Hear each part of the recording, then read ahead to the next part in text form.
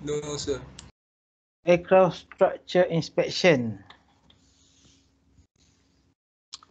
For the major repair, for the major damage. So the aircraft has to be brought to the hangar and have to be properly shore and trestle.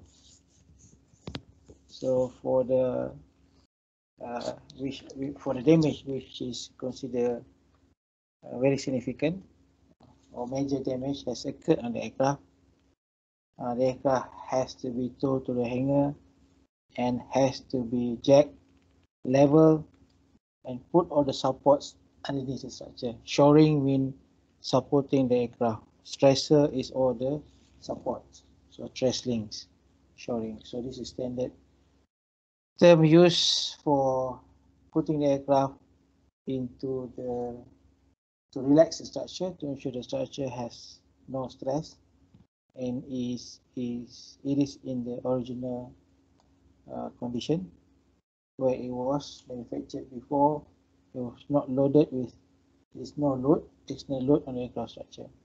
Why we need that? Because we need to ensure there is no we like to determine there is any deformation or not, because when the structure damage there are potential deformation on the aircraft structure. Any deformation is not acceptable because in the design requirement aircraft structure are not allowed to be deformed, permanently deformed.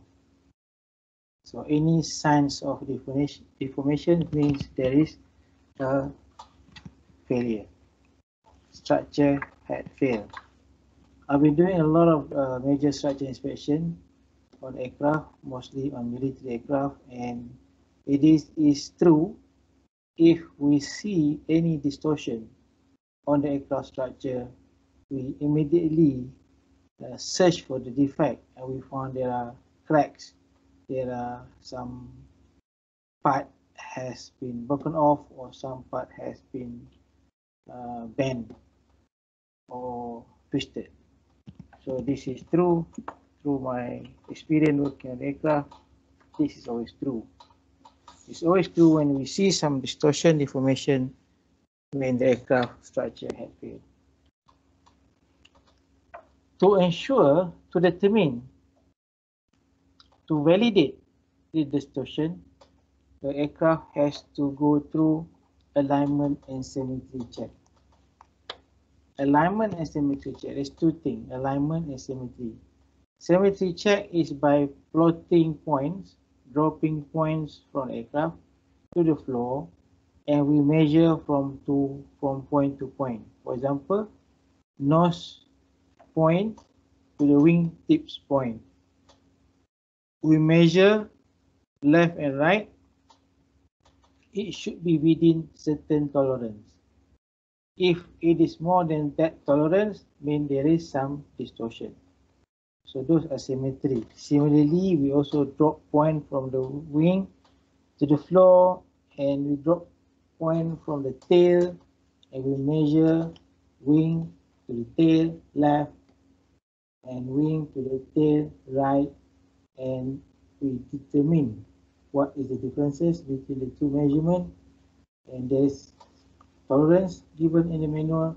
If you have more than the tolerance, means there is already some distortion. Those are symmetry. Because aircraft is symmetry, so then we expected the dimension on the port and starboard, left and right, should be the same. Alignment is where you drop point to a plane. The floor is not really level, so we drop a plane. That's why we use optical measuring equipment, where the optical measuring equipment will provide the virtual horizontal plane, virtual flat or horizontal plane, because when we use the optical alignment, optical is light and light is always in a straight line. So if we level those equipment, as we sweep through horizontally, that will be a flat plane. Then we measure everything down to that point. We drop point on the fuselage, we drop point on the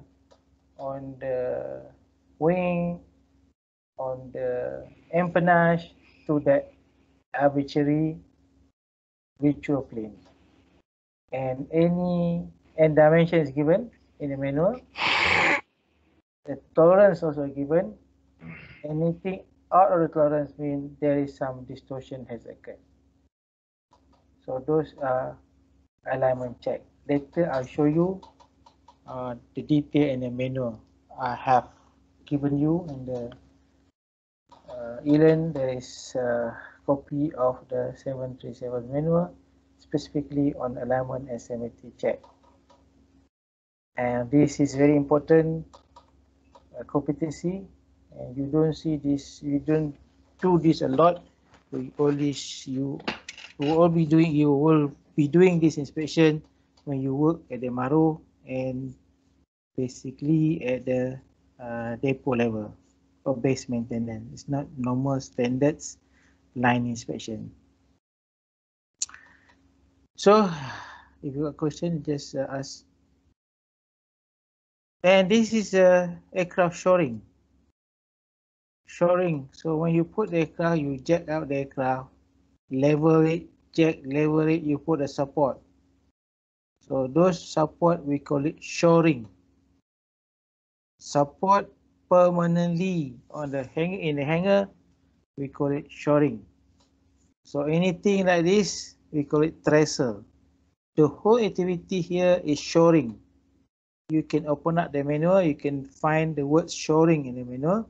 Put all the aircraft, put the trestles, put all the required trestles on the aircraft, we call it shoring. So this is a trestle, this is trestles. So why we need to do this? Because as you put this, as you level the aircraft, you put all the trestle, so the aircraft structure is in the equilibrium mode. There's no load, there's no external load in the aircraft structure. So when there's no external load, that is the ideal condition. In that situation, you must have all the dimension is in the dimension, the measurement of the aircraft as per it was manufactured. So that's the reason why we need to show it. So this is another example of shoring and full trestle. You got wing trestle. You can get all this fuselage trestle. You may see this a lot in aircraft manufacturing, but if you do heavy maintenance, it's almost like final assembly of the aircraft, because you remove everything, inspect everything, aircraft just basically left with the main structure. Everything has been removed, and you put them back in the situation, in the environment, which is look like almost final assembly of the aircraft. So this is alignment check. So you can see here, this is the optical instrument. You may see this in the roadside as you ride or you drive on the road. In Malaysia, you may see someone with this equipment, and there's someone on the other side with a pole, and this guy looking at the pole, try to measure the height, the elevation of the area of the place where they put the pole. So what this equipment do, as they set it level, anything that they see here, anything they see is a flat plane. It's a virtual flat plane. So that's why we need to use that, because that will create a virtual flat plane where all the dimensions from all the points from the fuselage will measure to that. So this is all the point targets, and the manual will give you all these point location, where exactly they are, and you have to have the knowledge and skill to locate them. And if you open up, if you have drawing, if you are a big MRO, you will also have drawing which show you where exactly this point, and with that drawing it's easier to locate the point. However, if you look at the 737 manual, that point can still be easily located from the information given by the manual. And after that, after you do the alignment symmetry check, you will record that possibly any sign of distortion, misalignment, non-symmetry. So that is the next thing is you do detail inspection. You try to locate where are the source of those misalignment information, and you go to that area. You may need to open up some of the skin area, remove some part of the structure, and you may have to look at the detail. And if you see damage, if you see crack, for example, you need to determine the extent the crack. And the extent the crack, you have to do non-destructive inspection, NDI, or sometimes call it NDT, non-destructive testing. It's more appropriate, we can call it as NDI, non-destructive inspection.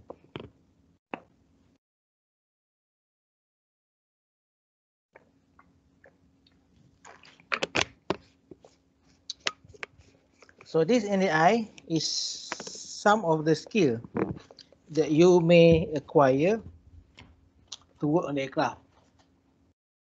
If you are thinking to be an NDI expert, and then you can get the competency in doing the NDI.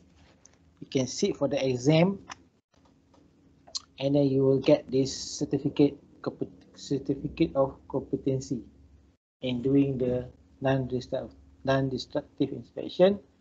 And there are 5: eddy current, ultrasonic, diapenetrant, X-ray, and also gamma ray. Basically 6, because visual is on the first method is always visual, and the second method could be eddy current, ultrasonic, diapenetrant, and X-ray. There are 5 methods, and sometimes they also use gamma ray, which is radioactive.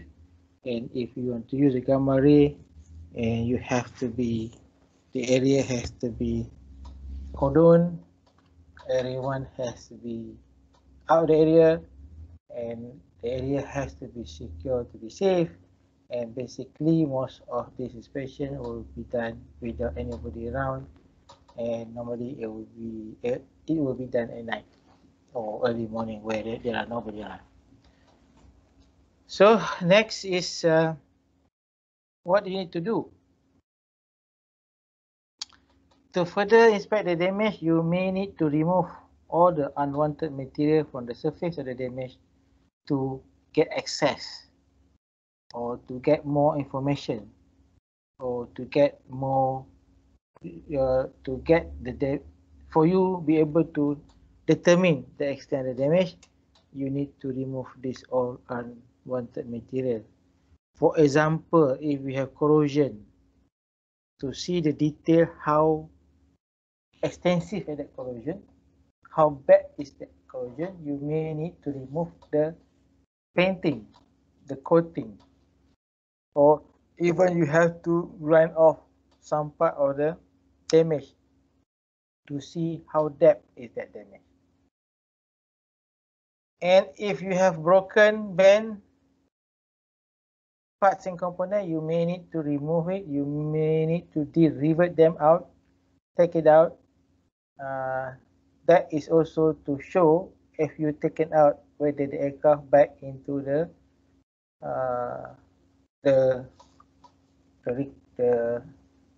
required symmetry environment condition. So if that is the case, then we know that is the cause of the distortion, and you may end up not just to repair, you may have to replace the component, completely replace the parts and component that you have removed, which is suspected to cause the distortion and the misalignment. And if we have heated damage because of the lightning strike, depending on how much heat has caused the damage, maybe it's too hot, it melts the structure, and there is already a burn, it's hole, then you need to cut off the area, remove all the edges and to the undamaged section or part of the skin, and then you further inspect whether there are still any more damage around it, and then that is before you do the repair. And if we have any loose rivets, you have to remove them all, and to see how bad is the rivet holes. Maybe the holes has been elongated due to the bearing failure. The excessive load has caused the rivet hole to fail. The failure of the rivet hole is bearing. So bearing failure is evidently by elongation of the hole. Mean the hole become, instead of round, it become oval. So you see the oval holes, mean that hole has been elongated, and that is the evidence of bearing failure.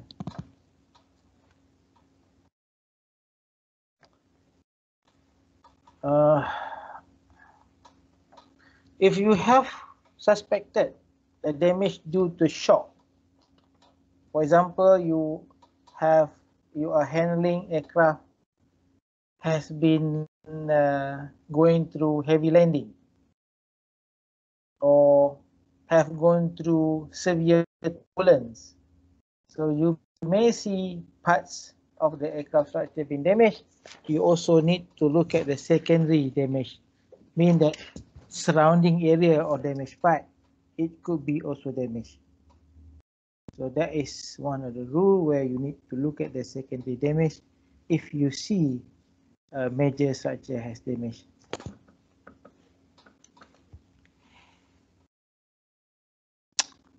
So because the damage, the shock, or the heavy loaded, the excessive load has caused the damage on the part, and the part surrounding it also may have been damaged.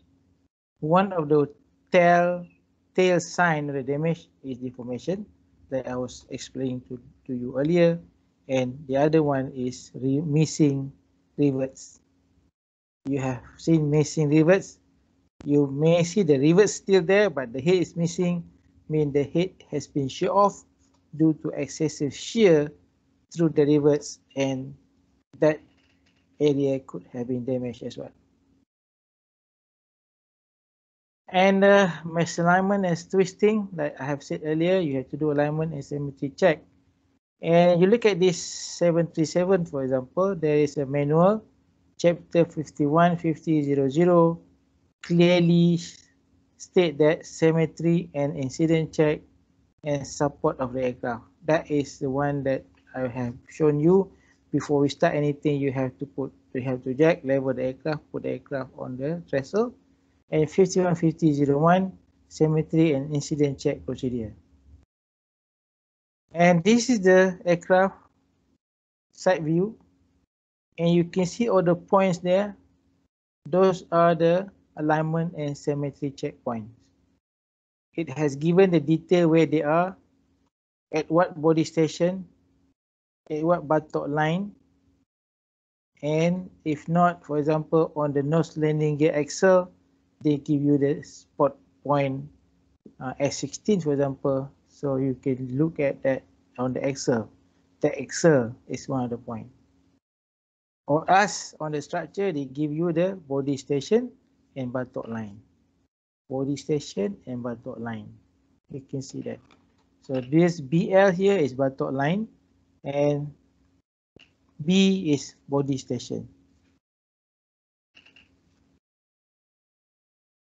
For the wing, they also give you a point on the wing, and they also tell you whether this point is a lower or upper surface, and they tell you the point exactly where they are in respect to the aircraft fuselage station.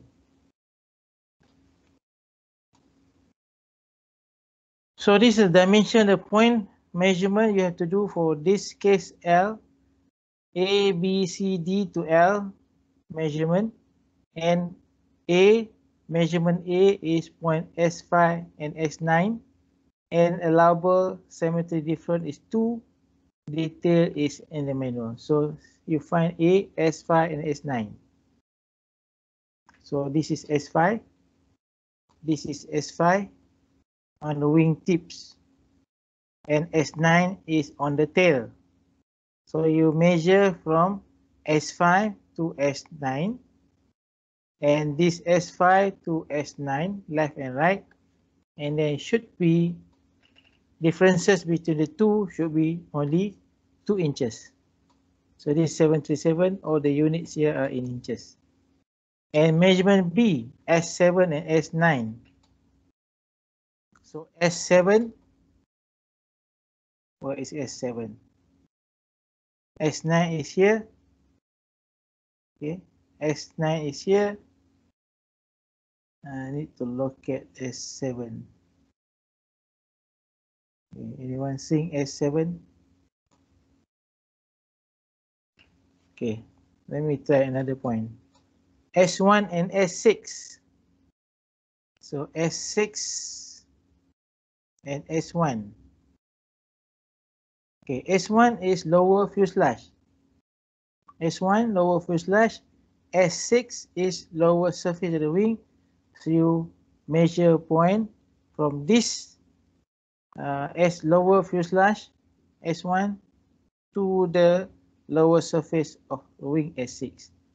One on the right, the other one, okay, this one on the right, left, this is on the right. So you got two measurements. From one is from this point to this point on the right, and this point to this point on the left, and you should get 1.5 inches differences, only 1.5. If you got 0, it's good, no problem. But if you have some differences, should not be more than 1.5. If you have more than that, mean there is already some form of some form of unsymmetry. So the aircraft is no longer symmetry. Since we're measuring the wing point, so the wing is one side is longer, the other side is shorter. So something had happened. And then another one is, you can see alignment point. There's another checkpoint, and you give you the checkpoint A, and this is the detail A, B, D, J. If you're looking at A, it's a body station 178, buttock line 0.4, water line is 174.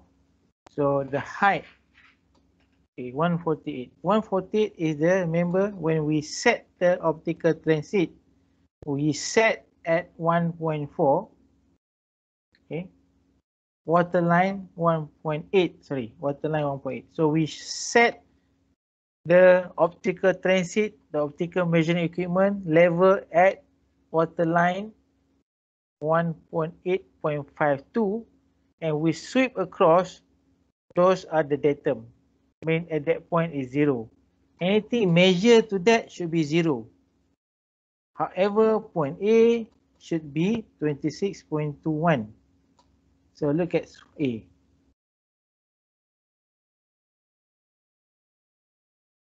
Yeah, A. Where's point A? I think it's not given here, but okay.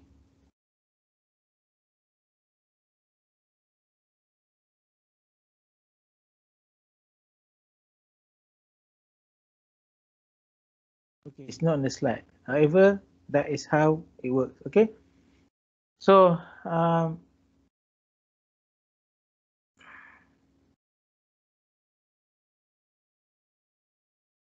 this is the manual. You can look for all this information in the class repair manual, chapter 51. any questions so far on this? So basically that is what we do for alignment SMT check. Sir, the difference if less than the table, it should be okay, right? Okay, the difference here. Okay, this given. Okay, we set the datum at 48145.52. Sorry. So you measure everything. For example, we identify the point A shall be 26.21. Here does not give you any dimension, should be spot on. So 26, as we go down, as we measure the water line will go down. This is 0. This is 0 as far as the measurement, but it's not water line 0. See water line, as we go down, it become higher. The datum of water line is not given here. Normally in the middle of the fuselage. So don't confuse, water line not given here. This is the point where you have to locate in respect to the aircraft fuselage water line. And you set your equipment 08148. Anything measured to the point, this is the dimension given for each point that you have located, and that it should be measurement. That is the measurement should be to the datum which we created through the optical measurement measuring equipment. Basically, we do this practical. So, however, you are not able to come, then we see we may be able to do at the end of the semester if you are able to be admitted. Okay, you have asking about dimension. Dimension is given.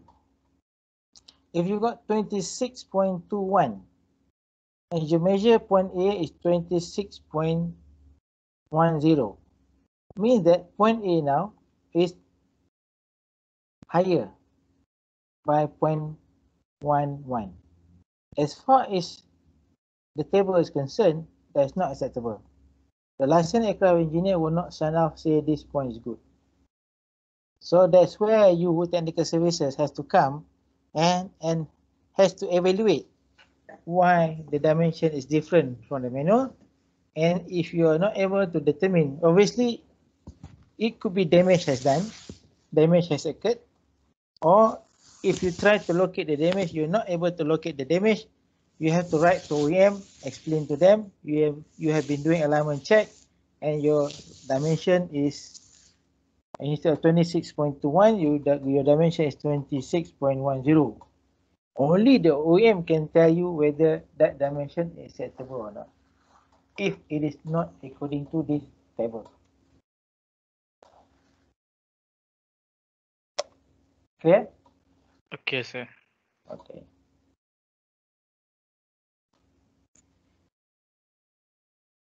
Okay, let's look at the next one. The next one will be slide damage assessment. After you do the alignment SMT check, and you have to go to the next one, especially when you see the value, the alignment symmetry check value is not according to the manual, you have to go to do the detail inspection. I think I have shown you this before, but however, we repeat again.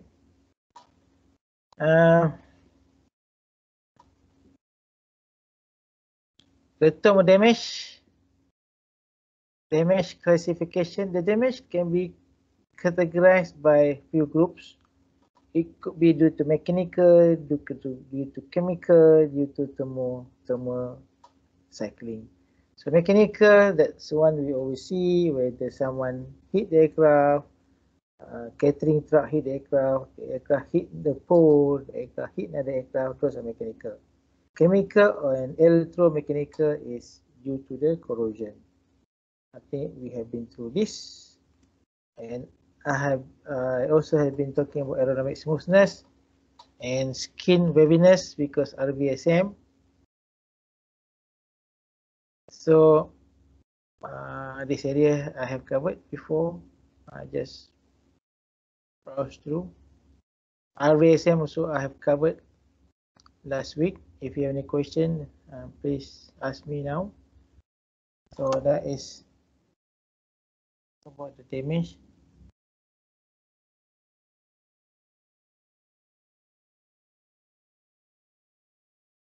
And then the next one we discuss about damage category.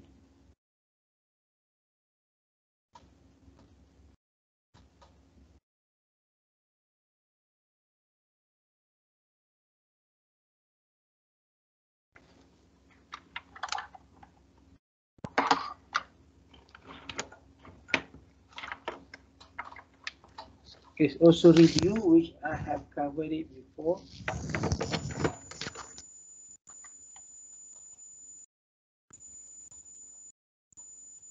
Damage classification, repairable, non-repairable.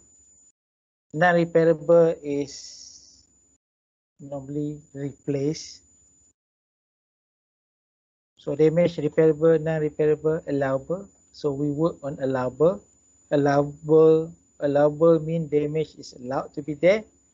There is 3 category. No repair, no inspection required. Just superficial damage will not cause any structure degradation in strength. Category B, no repair, inspection. It may cause degradation if the damage continue to grow or escalate.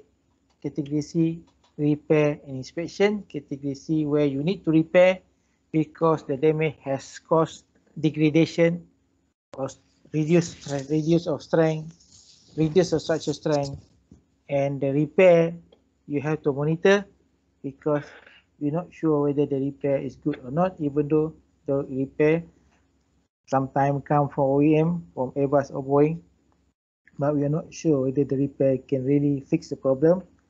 And that's why when you do repair, most of the time you also need to do follow-up inspection on the repair. Okay, so that is all the explanation. You can read through.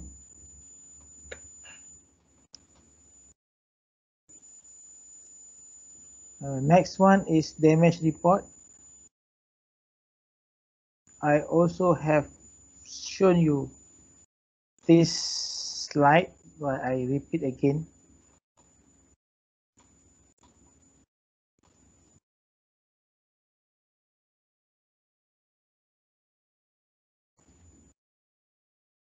This could be the typical damage.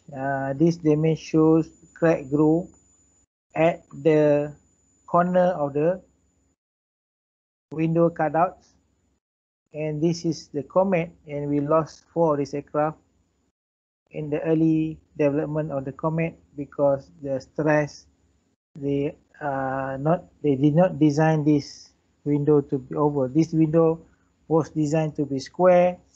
The stress concentration build up at the corners, and it has high stress concentration, and the cracks start to grow from the corner, and actually ruptured the whole fuselage structure, and the aircraft crashed. This is another. This is not too long ago. There's damage on the 737.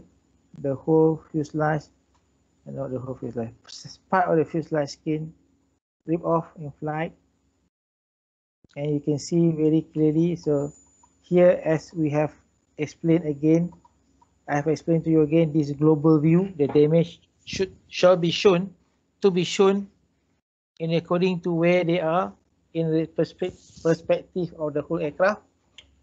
From this global view, you can see it is on the top section of fuselage, somewhere in the center fuselage top section, and you have to also do the detailed local view where you need to show at what body station, at what stinger number. So this damage here has been shown at body station 663 to body station 727. between stringer 4 to 5 left, and it has gone through 4 and 5, and also some distortion you can see here in the part of the structure member. So this is secondary damage to the structure. So you have to write the report. This example the report, aircraft damage report. You need to take the detail, the model number, serial number, registration number, aircraft location, operator. So all this detail has to be recorded. Damage classification and damage location. And this is an example of smaller aircraft where you do not need to have two different views. You may put the global and local view on the same photo or the same diagram or the scheme on the similar sketch, because it can be shown very clearly. People understood where they are as you put this sketch. For the large aircraft, you cannot, because as you zoom to the local view of the damage, you lost. You lost where are the location of the damage. You need to have the information for the OEM to understand the criticality of the damage, because aircraft structure design and some part of the aircraft structure is very critical to damage. This is inspection report. I took this from Airbus. You can see there is a group of information you need to put in: the aircraft data, component data, inspection data, detail damage, and requirement from the operator. What do you want from this report? So this is the explode view of the aircraft data. First section, aircraft data, and type of aircraft, operator, serial number, registration number, age of the aircraft, how many years, flight cycle, flight hours, weight variant, because some large aircraft, they have the same model, same type, but there are different variant into weight. So that is to classify which weight they variant, because they also manufacture, design at different time. So we need to know which variant that is the lower level of model variation.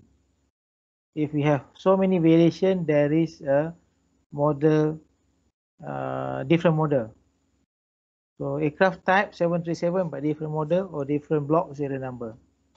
Damage, date damage occurred, maintenance check code, at what maintenance, maybe A, B, C, and maybe the aircraft was layover from which date to which date. The aircraft is already on the ground, and when they expect the aircraft return to service, and who are doing the report. So those are the first part of the report. Second part is component data, description, part number, item referred. So what are the description? It is a fuselage frame, body station 727, part number, blah blah blah, and it is the web of the frame, for example. Then you have to give number again, frame 727, what stringer number, rib number, left hand, right hand. This is to locate, to give the location, just like let long of your geographical location. So similarly with the damage also, you need to tell which frame, which stringer, which rib for the wing in left or right. Serial number of the part, if you have modification status, maybe some mod has been done on the skin or on the frame, on the fuselage. Age, how long? If the component is replaceable, it was taken from somewhere, was put there, that is replaceable component, it was replaced before, so the age will be the difference from the aircraft age, or as it will follow the aircraft age. Unless the part is removable or the part has been taken out and removed, replaced before, then it could have different age, flight cycle, and flight hours. Then the detail of finding a defect or damage. What inspection you do, normal inspection, non-scheduled inspection, what document number, what task card that you use, and what kind of method of inspection. Visual, close, X-ray, ultrasonic, eddy current, and others. The next information is detail damage. Detail damage is, for example, if you have crack and you have to tell where they are. Okay, you have to explain exactly what are the damage. If the hole, scratch, dent, corrosion. You blend out the corrosion, happen to be corrosion is beyond the allowable, delamination, disbond, and others. So you have to tell the type of the damage. You have to choose. Then location where they are, and you have to tell the length. How long is the damage? What are the width? If corrosion, what is the depth? In what direction? Is it flight direction or non-flight direction? And location inside, outside the craft, and distance from. If you do not you unable to determine exactly at what, if the damage is not occurred exactly at the frame, you must measure to the nearest frame or stringer, and you have to tell how far from that nearest frame or stringer or ribs or butthead. Suspected cause of the defect, you have to also explain after heavy landing or after severe turbulence or after or maybe corrosion due to operating over the sea. So you have to give some indication of the cause of the defect. And then the material affected. So what type of material? Is it composite? Is it metal? Or detail of unusual event, something you don't expect it. Maybe you see some discoloration, or maybe you see some form of corrosion never seen before. Detail of secondary damage, you see the previous picture, you can see the skin ripping off, and you can see also some part behind it is damaged. And if you have seen some damage to the adjacent structure, and you also need to explain the detail, the part number, and the type of the damage, and the extent of the damage, the size and everything. So this is how you need this flow chart. Given this is taken from some of the aircraft manual, and if you see defect, you discover defect, you assess, either you decide either allowable damage or damage beyond allowable limit. Allowable damage, rework, finish according to SRM. If the damage is allowable, you can open up the structure repair manual. It's already methodology is already repair. It's already repair available there. It's already repair concept is available. How to repair? What are the thickness of the doubler? How many rivets you have to put around? It's all the detail has been given in the manual. If not, damage beyond allowable limit, check applicable SRM chapter to see if the repair exists. If not exists, if exists, embody the existing repair. Some repair there is already given there specifically because the defect could be common, and OEM has come up with the concept repair, how to repair the defect. If not, you have to provide the information to Airbus or provide the information to Boeing, and they will come up with the repair design, and you embody the repair, you declare to them there's no deviation from what has given to them, then they will give you the approval, repair approval. And you can show the repair approval to the authority for the authority to accept that this repair design. Okay, when come to here, either you have to give the report as is to Airbus or Boeing, or if you already have the competency, your organization, your company may have already been issued with design organization approval, DOA. You have the privilege to design minor repair, and you may not need to go back to Airbus or Boeing. You can straight away approve the minor repair for the embodiment, and the authority will also accept that because it has given the privilege to you because you are a design organization. So that is the advantage of design organization, and Some of you later on will also be in the design organization. You may be also leading the design organization in your future. So that is why I have to give you this as what exactly you need to do when you work later on. This is real. Report the damage, you fax, email, telephone, through mail, but nowadays we have WhatsApp. You may also WhatsApp them if you got their number, and normally you are very close to them and they already have given you their personal number. You may also WhatsApp them, because if you are working on the large airlines which has bought many aircraft and they will entertain you, but if you're buying small, you're a private owner, it could be different. However, you can go back to them through fax, through normal fax. Not many people using fax nowadays. Use email, you call them, or WhatsApp. So that's why the communication is remote. So that's why you need to have very good report. That's why I show you how to report the defect, how to record them, and how to sketch. You have to give global and local view for them remotely halfway around the world to be able to understand the damage, and hopefully, not hopefully, they must give you the good repair. It's not wrong repair. It should not be any error. That happened to the 747 owned by Japan Airlines. The repair design was wrong. The repair was embodied. The aircraft lost in flight. So they lost the pressure bar head, which they had been repaired.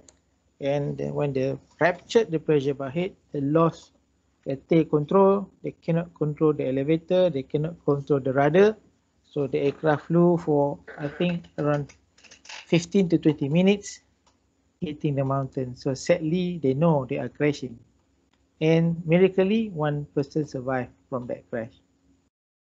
And everybody was brought to the court. The FAA, the Boeing, the Japan Airline, the Japan authority was brought to the court because the error, none of them in the system has noticed that is an error. That's why you don't feel shy if you see something is not right.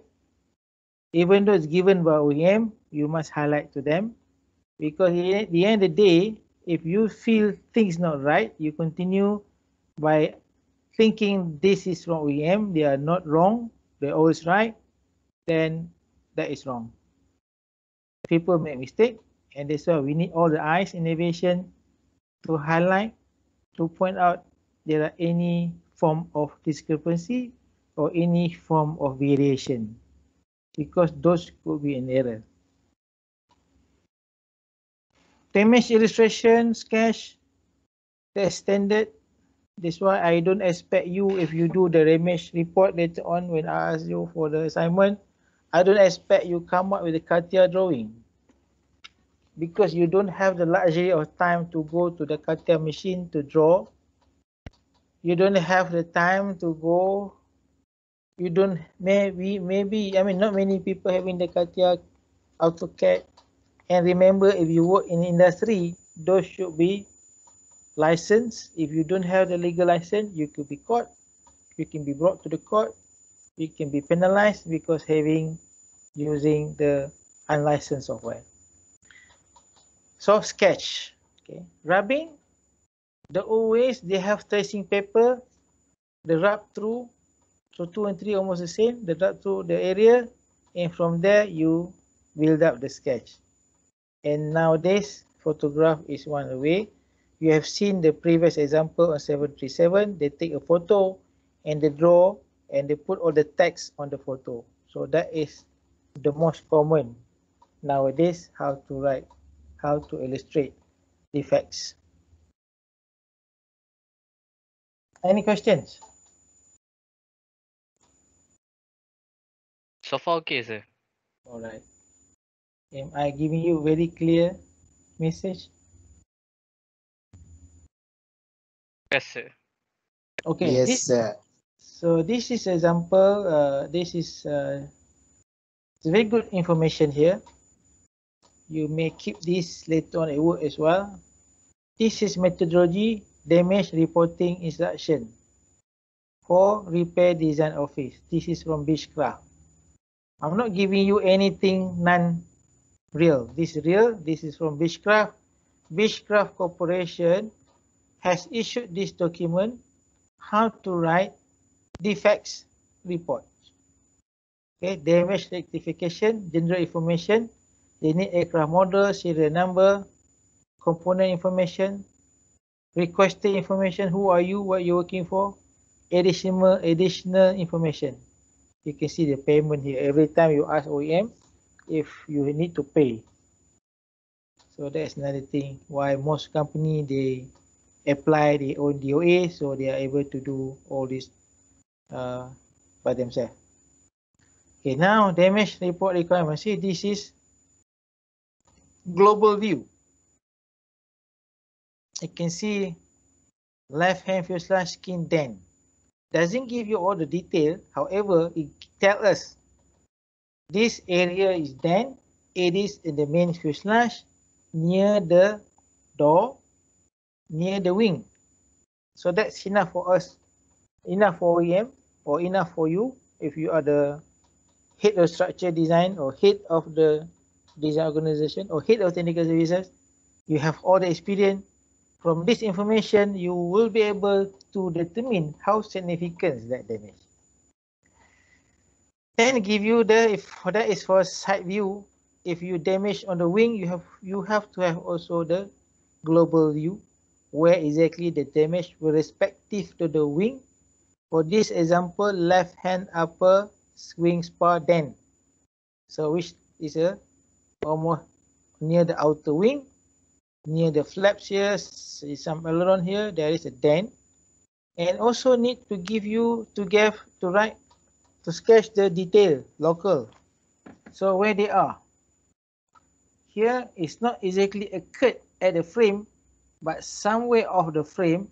So we have to make measurement how far from that frame, how far from the nearest frame, how far from the nearest stringer. So you have to put all the dimension, as well as you have to put how long, how width, what are the width of the crack, in what direction. So those are the details you need to write on the local view. So this is another example. So this is very good information, and you can use this at work later on. You may print, have a copy, keep it somewhere, or you can. I think after you finish the course, you won't be able to get into this. So yeah, you can make a copy. Then let me show you the 737 manual.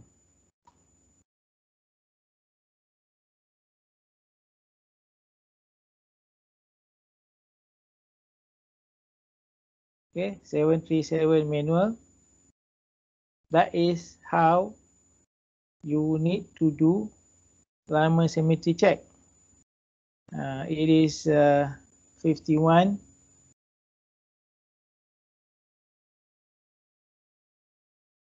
I've shown you in the slide before, so it is in here.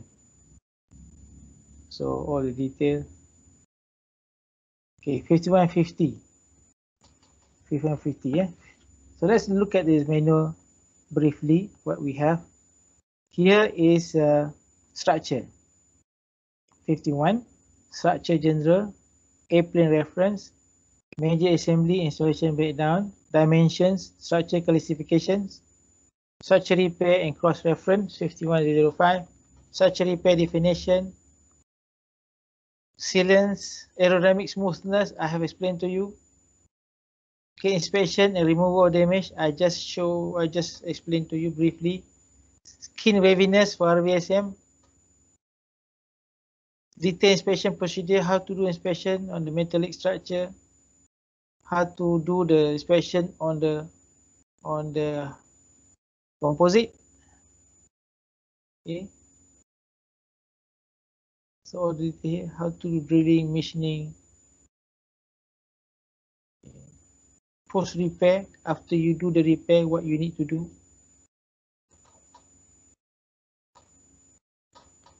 So all the detail here. Then you can see 5150 symmetry and incident check. I have shown you all the point. You may go to this and review it the detail later.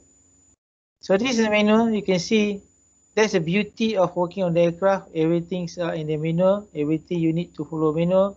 You cannot come up with your own thinking how to do it. If you are not here, then you have to ask OEM. You cannot do as what you think you can do, or else you get into trouble. And what we need to do here is for me to ensure to tell you where are these information you can get and how you can use the information. That's why for most of the structure repair in the future classes, I mean the